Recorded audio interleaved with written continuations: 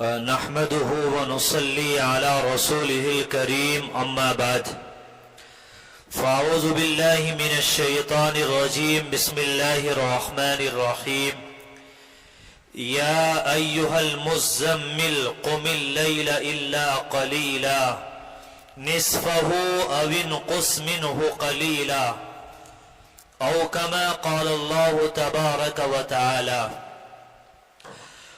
وقال النبي صلى الله تعالى عليه وسلم عليكم بقيام الليل فإنه دأب الصالحين قبلكم وهو قربة لكم إلى ربكم ومكفرة للسيئات ومنهاة عن الإثم.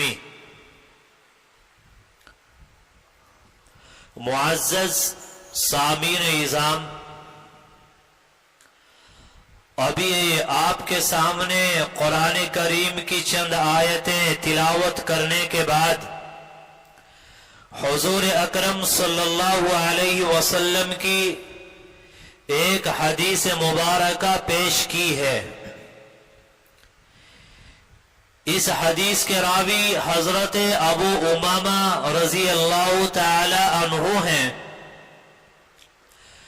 وہ فرماتے ہیں کہ رسول اللہ صلی اللہ علیہ وسلم نے ارشاد فرمایا کہ رات کے قیام کو ضروری سمجھو، کیونکہ یہ طریقہ تم سے پہلے نیک لوگوں کا ہے، اور قیام اللیل سے تمہیں اپنے رب کا قرب نصیب ہوگا اور گناہ ختم ہوں گے، اور یہ تمہیں گناہوں سے باز رکھے گا.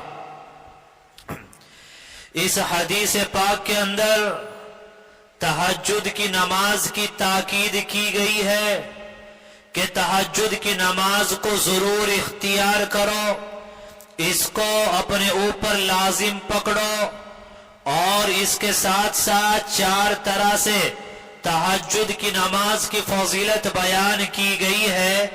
نمبر 1 کہ تم سے پہلے صالحین قیام اللیل پر عمل کرتے رہے، لہذا تم بھی صالحین کے طریقے کو اختیار کرتے ہوئے صلاۃ اللیل کو لازم پکڑو اور اس پر عمل کرو. دوسرے، صلاۃ اللیل سے تمہیں اللہ تعالی کا قرب نصیب ہوگا. تیسرے، صلاۃ اللیل سے تمہارے گناہ معاف ہوں گے. چوتھے، صلاۃ اللیل تمہیں گناہوں سے روکے گی. حضرت ابو مالک اشعری رضی اللہ تعالی عنہ فرماتے ہیں کہ نبی پاک علیہ السلام نے ارشاد فرمایا کہ جنت میں ایسے بالا خانے ہیں کہ جن کے باہر کی چیزیں اندر سے اور اندر کی چیزیں باہر سے نظر آتی ہیں، اور یہ بالا خانے اللہ تعالیٰ نے ان لوگوں کے لیے تیار کیے ہیں جو دوسرے لوگوں سے نرمی کے ساتھ گفتگو کریں، غریبوں کو کھانا کھلائیں، زیادہ سے زیادہ نفلی روزے رکھیں، اور رات کے وقت اٹھ کر ایسے اوقات میں تہجد کی نماز پڑھیں جبکہ لوگ سوئے ہوئے ہوں. اس حدیث میں جنت کے بالا خانے اور ان کی کیفیات کو بیان کیا ہے کہ جنت کے بالا خانے ایسے صاف اور شفاف ہوں گے کہ باہر سے ان کا اندر نظر آئے گا اور اندر سے باہر نظر آئے گا. اور یہ بالا خانے اللہ تعالیٰ نے ان لوگوں کے لیے تیار کیے ہیں جن میں 4 صفات پائی جائیں. نمبر 1، لوگوں کے ساتھ نرمی کا معاملہ کریں اور نرم انداز کے ساتھ عمدہ گفتگو کریں، اینٹ کا جواب پتھر سے دینے کی عادت نہ ہو. نمبر 2، ضرورت مندوں اور فقیروں کو کھانا کھلائیں. نمبر 3، نفلی روزے بہت زیادہ رکھیں. نمبر 4، تہجد کی نماز پڑھیں. حدیث پاک کے اندر آتا ہے کہ ایک مرتبہ ایک آدمی نبی پاک علیہ السلام کی خدمت اقدس میں حاضر ہوا اور اس نے عرض کیا کہ فلاں آدمی رات کو تہجد کی نماز پڑھتا ہے مگر صبح کو اٹھ کر چوری کرتا ہے. تو نبی علیہ السلام نے ارشاد فرمایا ان قریب اس کی نماز اس کو اس برائی سے روک دے گی جو تو کہتا ہے. اس حدیث میں نبی علیہ السلام نے تہجد کی نماز کی خاصیت اور تاثیر بیان کی کہ تہجد کی نماز انسان کو برے عمل سے روک دیتی ہے.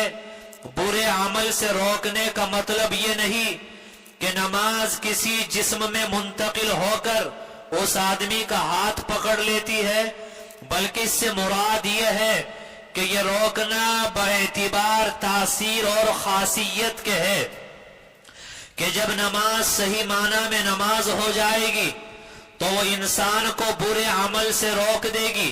جیسے قرآن کریم میں اللہ تعالیٰ کا ارشاد ہے کہ نماز بے حیائی اور منکرات سے روکتی ہے، تو اس آیت میں نماز کی حکمت اور فلسفہ یہ بیان کیا گیا کہ نماز برے کاموں سے روکتی ہے.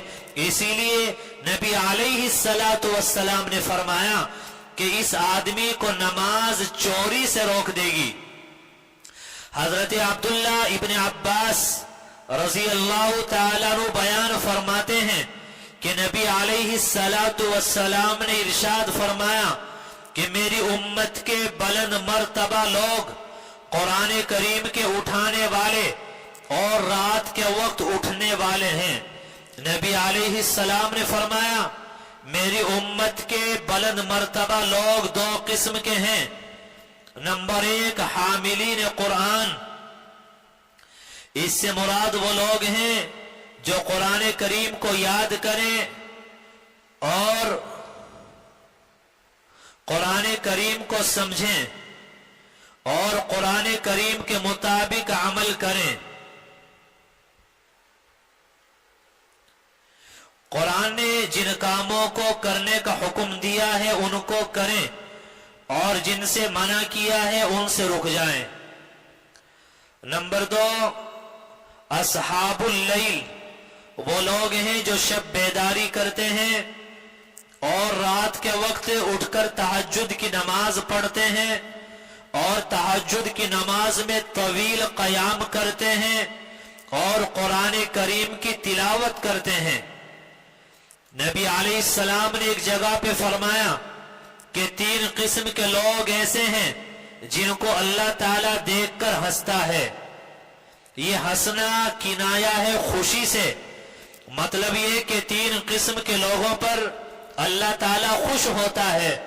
نمبر 1 وہ آدمی جو تہجد کی نماز کے لیے اٹھتا ہے کہ باقی لوگ سو رہے ہیں اور یہ اپنی نیند اور آرام چھوڑ کر خوف اور امید سے نماز پڑھنے میں لگ گیا. نمبر 2 وہ لوگ جو نماز با جماعت کے لیے صفوں کو درست کرتے ہیں. وہ مجاہدین جو میدان جنگ میں دشمنوں کے مقابلے میں صف بندی کرتے ہیں. آج ہمیں غور کر لینا چاہیے کہ اللہ سے ہمارا تعلق کیسا ہے اور تہجد کا ہمارے یہاں کتنا اہتمام ہے. آج تو بستیاں کی بستیاں اور گھر کے گھر خالی ہو گئے. آج تہجد پڑھنے والے نظر نہیں آتے. گھروں میں پہلے زمانے میں پرانی عورتیں وہ تہجد کا بڑا اہتمام کرتی تھی. آج کل تو عورتوں سے بھی تہجد کا اہتمام نکل گیا ہے. حضرت عائشہ رضی اللہ تعالیٰ عنہ فرماتی ہیں کہ نبی علیہ السلام رات کے شروع حصے میں سو جاتے تھے اور آخر میں عبادت میں مشغول رہتے تھے. اور مشہور تابعی حضرت مسروق علیہ الرحمہ نے حضرت عائشہ رضی اللہ تعالی عنہا سے دریافت کیا کہ نبی علیہ السلام کس وقت نماز تہجد پڑھتے تھے. فرمایا جب آپ مرغ کی اذان سنتے تو اٹھ جاتے اور نماز پڑھتے، اور مرغ اکثر آدھی رات کے بعد آواز دیتا ہے۔ اس سے معلوم ہوا کہ آدھی رات کے بعد آپ کا دستور اٹھ جانے کا تھا۔ حضرت عمر رضی اللہ تعالیٰ عنہ کے دور خلافت میں بہت سے حضرات رات کے ابتدائی حصے میں نماز پڑھ کر سو جایا کرتے تھے، تو عمر فاروق رضی اللہ تعالیٰ عنہ نے فرمایا، جس نماز سے تم سو جایا کرتے ہو، یعنی آخری شب میں بیدار ہو کر نماز نہیں پڑھتے، وہ اس نماز سے بہتر ہے جو تم پڑھتے ہو۔ حضرت ابن عباس نے فرمایا، جس نے عشاء کی نماز کے بعد 2 رکعتیں یا اس سے زیادہ پڑھ لی تو اس نے رات بھر اللہ کے سامنے سجدہ اور قیام میں گزار دی۔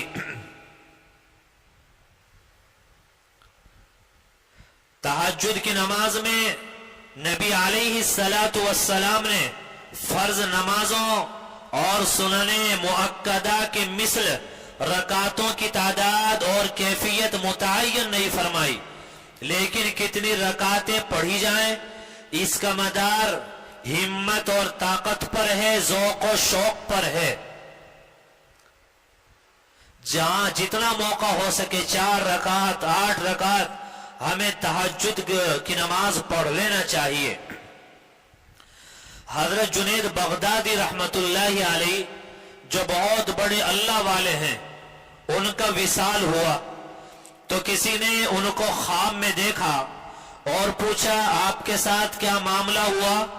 تو انہوں نے فرمایا کہ حقائق و معارف اور تصوف کے اسرار و رموز سے متعلق جو ہم اونچی اونچی باتیں کیا کرتے تھے اور جو رموز و نکات ہم بیان کرتے تھے، وہ سب کے سب ہوا ہو گئے، اور بس وہ رکعتیں ہمارے کام آئی جو رات کے آخری حصے میں اٹھ کر ہم پڑھ لیا کرتے تھے۔ عطار ہو، رومی ہو، رازی ہو، غزالی ہو، کچھ ہاتھ نہیں آتا بے آہ سحرگاہی۔ تہجد پڑھے بغیر کام نہیں بنتے۔ آج حالات سے ہم حالات کے مارے ہوئے ہیں، پریشانیوں میں ہم گھرے ہوئے ہیں، ہمارے گھروں کا چین اور سکون برباد ہو چکا ہے، محبت اور پیار ہمارے گھروں سے رخصت ہو چکے ہیں، اور حالات پر حالات آ رہے ہیں، لیکن ہم ہیں کہ غفلت سے بیدار ہونے کے لیے تیار نہیں۔ پورے دن کام کیا جائے گا، لیکن رات کے آخری حصے میں آدھا گھنٹہ مصلی پر گزارنے کے لیے ہم لوگ تیار نہیں ہیں۔ یاد رکھنا کہ ہماری سب سے بڑی طاقت، ہمارا سب سے بڑا مضبوط ہتھیار وہ ہمارا مصلی ہے۔ بیٹیوں کے لیے رشتہ نہیں مل رہا ہے، بیٹوں کے لیے رشتہ نہیں مل رہا ہے، گھر میں آپس میں محبت پیار نہیں ہے، اولاد آپ کی نافرمان ہے، شوہر آپ کو عزت نہیں دیتا، شوہر آپ سے محبت نہیں کرتا، شوہر آپ کے حقوق ادا نہیں کرتا، تو ہمارا سب سے مضبوط ہتھیار وہ ہمارا مصلی ہے۔ آپ مصلی سنبھالیے، آپ تہجد کی نماز پڑھیے، آپ اپنی آنکھوں سے گرم گرم آنسو گرائیے، آپ روٹے ہوئے رب کو منائیے، پھر آپ دیکھنا کہ اللہ وہ آپ کی بگڑی بنا دیتا ہے یا نہیں، اللہ آپ کے حالات کو سنوار دیتا ہے یا نہیں۔ لیکن اس کا مطلب یہ نہیں کہ 2-4 دن تہجد پڑھی، 2-4 دن دعائیں کی اور پھر مصلی کو اٹھا دیا، تہجد پڑھنا بھول گئے۔ یہ آپ معمول بنا لیں کہ رات کے آخری حصے میں آپ اٹھنے کا معمول بنائیں، اور خاص طور سے بڑی عمر کی جو عورتیں ہیں، ساس وغیرہ، ان کے لیے اور زیادہ سہولت ہے کہ عشاء کی نماز کے فوراً بعد سو جائیں اور فجر کی اذان سے 1 گھنٹہ پہلے اٹھیں، اور وہ 1 گھنٹہ تہجد پڑھنے میں، اللہ کے سامنے آنسو بہانے میں اور دعائیں کرنے میں لگائیں۔ جیسے ہی فجر کی اذان ہو، اذان ہوتے ہی आप फौरन अपनी नमाज पढ़ लें, फजर की नमाज पढ़कर फारिग हो जाओ। अगर नींद का तकाजा है तो फजर की नमाज पढ़कर आप सो जाइए। 1 घंटा 1.5 घंटा आप आराम करें। आराम करने के बाद आप उठोगी तो उस वक्त में इशराक का वक्त हो चुका होगा, तो वुजू करें और इशराक की नमाज पढ़ें। तो अपनी औलाद के लिए दुआएं करें, अपनी बेटियों के लिए दुआएं करें, अच्छे रिश्तों के लिए दुआएं करें। आपने बेटों और बेटियों की अगर शादी कर दी है तो ए अल्लाह उनको पुरसुकून जिंदगी आता फरमा, खुशियों वाली जिंदगी आता फरमा। अपने रब के सामने अपने दामन को फैलाइए, अपने हाथों को फैलाइए, ये गरम गरम आंसू गिराइए, मुसल्ले से अपना रिश्ता मजबूत बनाइए। गीबतों को छोड़िए, चुगलियों को छोड़िए, तबसराबाजी को तर्क कर दीजिए, इधर उधर की बातें बनाना छोड़ दीजिए, दूसरों की बातें बनाना बंद कर दीजिए, दूसरों पर इल्जामात लगाना छोड़ दीजिए। सबकी अच्छाई, सबकी तारीफ, सबसे अच्छा ताल्लुक, सबकी तरफ से आप अपने दिल को साफ करें। फिर अल्लाह ताला आपके इस दिल में आएगा, फिर अल्लाह आपके इस दिल में अपनी मोहब्बत का बीज बोएगा, फिर आपके दिल में अल्लाह का कुर्ब आएगा, अल्लाह की मोहब्बत आएगी, अल्लाह की मारिफत आपको मिल जाएगी और अल्लाह की नेक बंदियों में आप शामिल हो जाएंगी। अल्लाह के यहाँ आपको वो मकाम मिल जाएगा कि हालात आए, परेशानी आई, अल्लाह के सामने हाथ फैलाए, अल्लाह से दुआ करने के लिए हाथ उठाए। उधर आपने दुआ मांगी, उधर अल्लाह ने आपका काम बना दिया, अल्लाह ने आपकी बिगड़ी बना दी। आज कहां है तहज्जुद की नमाज? आज कहां है हमारा मुसल्ला?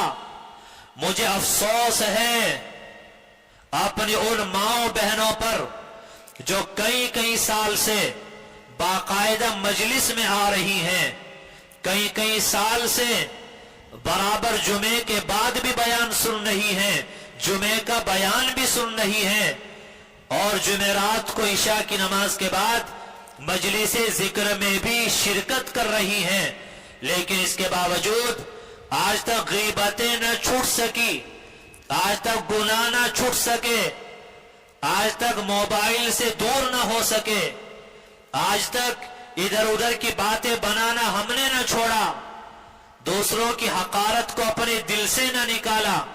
जब दिल में इतनी बीमारियां हैं और ये दिल इतना बीमार है और ये दिल इतना सड़ा हुआ है, इस दिल में कीना है, अदावत है, नफरतें हैं, दूसरों को नीचे दिखाना है, दूसरों की बातें बनाना है, दूसरों को बदनाम करना है, नाजायज मोहब्बतें हैं, नाजायज ताल्लुकात हैं। तो जब ये दिल इतना सड़ा हुआ है तो आप जरा सोचें कि अल्लाह इस दिल में कैसे आएगा, अल्लाह की मोहब्बत इस दिल में कैसे आएगी। जब तक हम गुनाह नहीं छोड़ेंगे, गीबतों को और चुगलियों को, दूसरों पर तबसरा करने को, मोबाइल के गुनाहों को जब तक हम नहीं छोड़ेंगे, याद रखना जब तक तहज्जुद की तौफीक मिलने वाली नहीं है। आप ये ना सोचें कि हम तहज्जुद नहीं पढ़ते, बल्कि ये सोचा करें कि अल्लाह ताला हमसे नाराज है, अल्लाह हमसे तहज्जुद नहीं पढ़वा रहा है। एक हदीस पाक में आता है कि अल्लाह ताला सुबह के वक्त में, तहज्जुद के वक्त में फरिश्तों की एक जमात को हुक्म देता है और कहता है कि ये बंदे मेरे नजदीक महबूब और पसंदीदा हैं, इनका रोना, दुआएं मांगना मुझे अच्छा लगता है, जरा इनको अपने परों से उठा दो। ये बंदे कितने भी थके हारे हों, इनकी थोड़ी सी भी नींद काफी हो जाती है और ये उठकर इबादत और रियाजत, जिक्र और अज़कार, तिलावत कुरान में मशगूल हो जाते हैं। तो जो अल्लाह के नेक बंदे और बंदियां हैं, अल्लाह फरिश्तों के जरिए उनको उठवा देता है और फरिश्तों की दूसरी जमात को हुक्म देता है कि देखो फुला फुला बंदे, फुला फुला बंदियां, इनसे मैं नफरत करता हूं, मुझे इनका उठना भी पसंद नहीं और ये तहज्जुद का वक्त, ये मेरे महबूब और मकबूल बंदों से राज और नियाज की बातें करने का वक्त है, लिहाजा इन्हें उठने न दो, ये सोते रहें। ये हजरात रात में देर से सोएं या जल्दी से, इन्हें उठने की तौफीक नहीं होती। तो अल्लाह ताला जिन बंदों से, जिन बंदियों से नाराज होता है, तो अल्लाह ताला फरिश्तों को कह देते हैं कि अगर ये उठना भी चाहे इनको उठने न देना। मेरी बहनों, कितने दिन हो गए आपको तहज्जुद पढ़ने की तमन्ना करते हुए, कितने दिन हो गए आपको तहज्जुद की आरज़ुएं करते हुए, कितने दिन हो गए आपको तहज्जुद की ख्वाहिश अपने दिल में लिए हुए, लेकिन तहज्जुद नहीं पढ़ी जा रही है। इसकी असल वजह यह है कि हमारा जो दिन है, हमारा दिन वो गुनाहों में गुजर रहा है, अल्लाह की नाफरमानियों में गुजर रहा है। अगर सास है तो बहू के साथ लड़ने में गुजर रहा है, और बहू है तो सास की बातें बनाने में गुजर रहा है, इधर की उधर लगाने में, दूसरों को जलील करने में, और दूसरों के रिश्ते हटवाने में, दूसरों की बात बिगाड़ने में, इधर की उधर लगाने में और बुझाने में हमारा वक्त गुजर रहा है, जिसकी वजह से हमें अल्लाह ने तहज्जुद की नमाज से महरूम कर दिया है।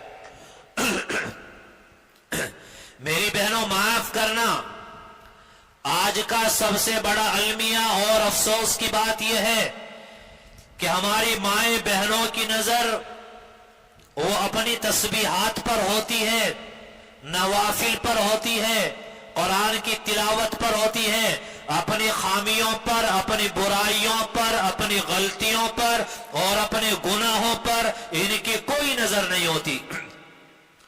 शैतान ये तो दिखाता है कि तुमने 10 तस्बीह पढ़ी है, 20 तस्बीह पढ़ी है, लेकिन गीबतें की है, चुगलियां की हैं, इधर की उधर लगाई है, दूसरों के काम बिगाड़े हैं, दूसरों के रिश्ते हटवाने की तुमने कोशिशें की हैं।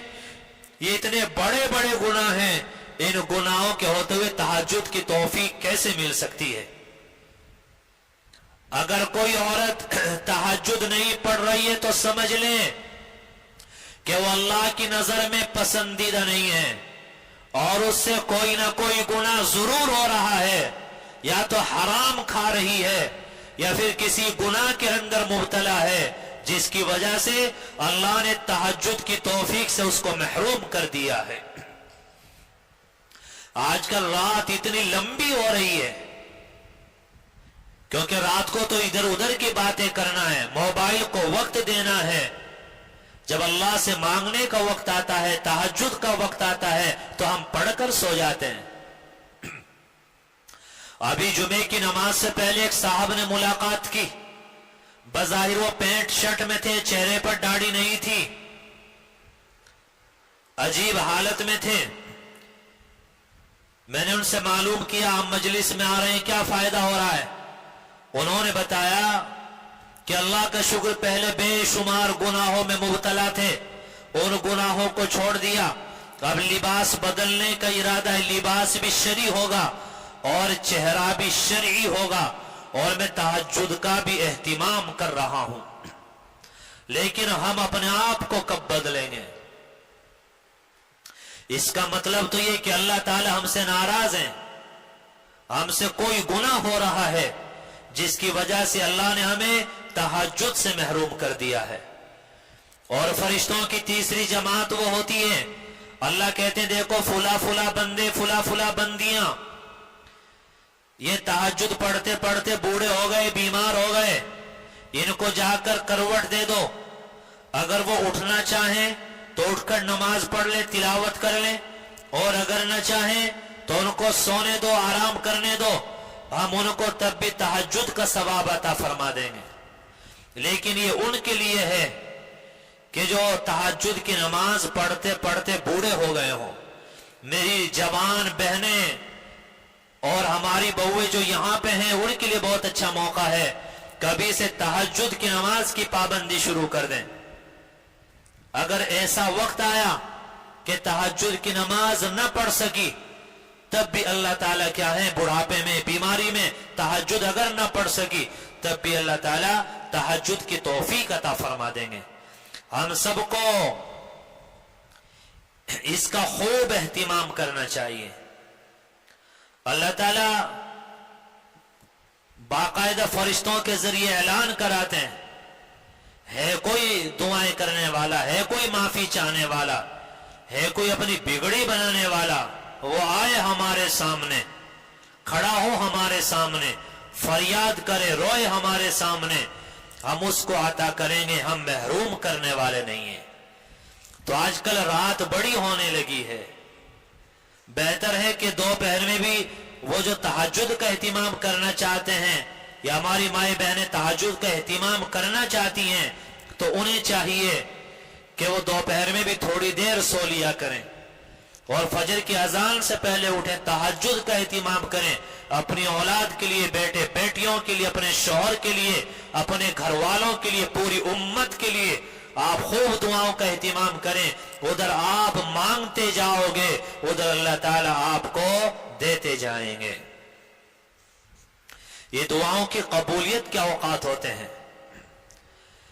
نبی علیہ السلام نے تو فرمایا کہ اللہ تعالیٰ اس آدمی پر اپنی رحمت نازل فرمائے جو رات کو اٹھ کر نماز پڑھے، اپنی بیوی کو جگائے تاکہ وہ بھی نماز پڑھے، اور اگر اس کی بیوی نہ جاگے تو اس کے منہ پر پانی کے چھینٹے مارے۔ اللہ تعالیٰ اس عورت پر بھی اپنی رحمت نازل فرمائے جو رات کو اٹھ کر خود بھی تہجد کی نماز پڑھے، اپنے شوہر کو بھی جگائے تاکہ وہ بھی نماز پڑھے، اگر شوہر نہ جاگے تو اس کے منہ پر پانی کے چھینٹے ڈالے۔ آج کل کی عورتیں تو خود تہجد نہیں پڑھتی، تو اپنے شوہر کے لیے وہ تہجد کو کہاں جگائے گی، کیسے جگائے گی؟ آج کل یہ چیزیں ہماری زندگیوں سے نکل چکی ہیں۔ ایک واقعہ سنا کر اپنی بات کو ختم کر دیتا ہوں۔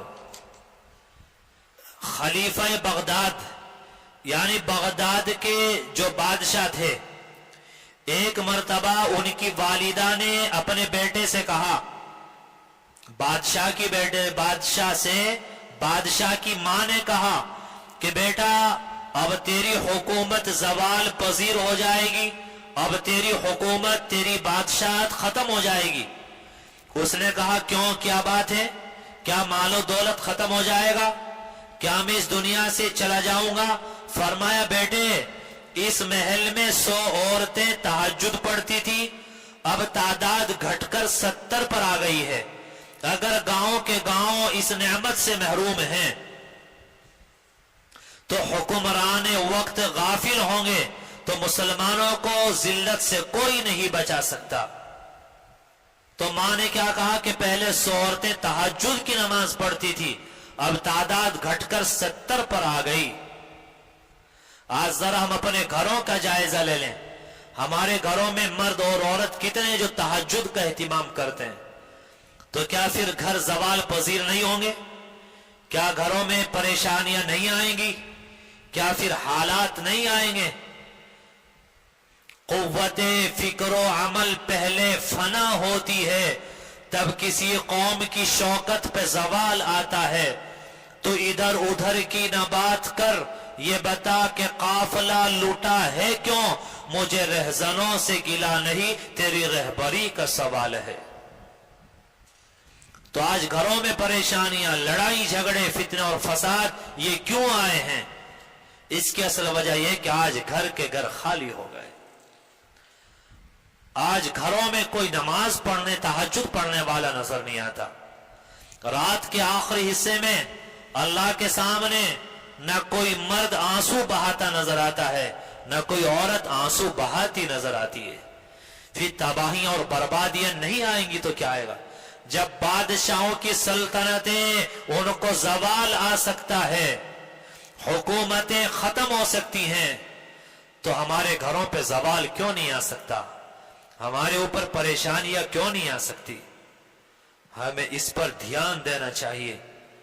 اللہ تعالیٰ کہنے سننے سے زیادہ عمل کی توفیق نصیب فرمائے۔